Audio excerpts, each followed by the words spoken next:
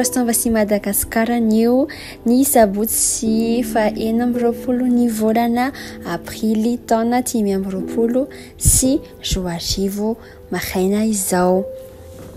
Faly indray izahay nizara anareo isa maraina ny rafisodiny famasinana izay mitondra ny lohateny hoe ny fanekena ny mahatompo azy izay nosoratan'ny lelan'Andriamanitra Pasteur Krisoya Kilomea ilay filompanorina ny fiangonana Rostovasi manerana ny tany.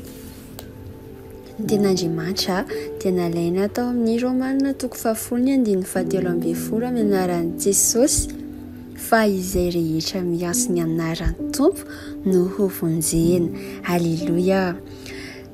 Tamin'ny fianarana nataontsika teo aloha dia nandinika isika hoe avy any an-danitra ny fahefantsika amin'ny maha-kristianantsika.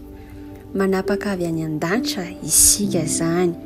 Kanefa ny fototra ampiarana io fahefana io dia mamaka amin'ny finoantsika ary ny fifandraisantsika amin'ny Jesosy Kristy.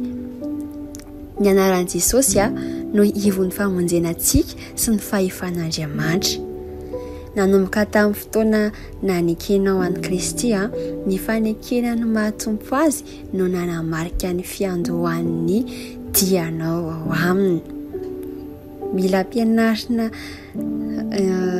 mpiarina sy hofanina amin'ny fahalalana ny mahatompo an'i Jesosy ny vahoakan'Andriamanitra.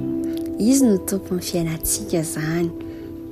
Midika izany fa manana fahefana amin'ny teninao, ny eritreritrao, ny safidinao sy ny fanapahan-kevitrao ary ny lafiny rehetra amin'ny fiainanao izy.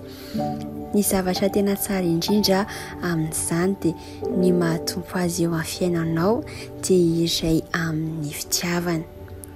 Isika no lazaina amin'ny fitiavana lehibe. Miondrika amin'ny mahatompo azy amin'ny fitiavana isika. Milaza ny Baiboly fa tia azy isika satria izy efa tia antsika taloha. Zany manamarina izany tia ao amin'ny Jana 1:4-7:10. Izany no antony iakofantsika aminy araka ny fomba fanaontsika. Izany no mahatonga antsika andohalika eo anatrehany amin'ny fiderana. Tsy noho ny fahazarana izany fa noho ny fanajana sy ny fankatoavana ary ny fanekena ny mahatompo azy. Raha tsy manaiky sy miantso azy ho tompo ianao dia lasa fombafomba fotsiny ny mandohalika eo anatrehany. Mandohalika ianao satria izy ny tomponao ary miankohaka amin'ny fanajana ianao ny fanajana ny fahefany ianao.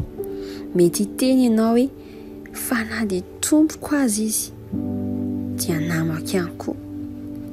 Marina izany, na izany aza tsy maintsy manaiky sy mianatra ary hankatoa ny mahatompo azy ary manome voninahitra azy ianao. Alleluja. Ny tena sakaizan'ny mpanjaka dia manome voninahitra ny mpanjaka amin'ny fanajana ambony indrindra.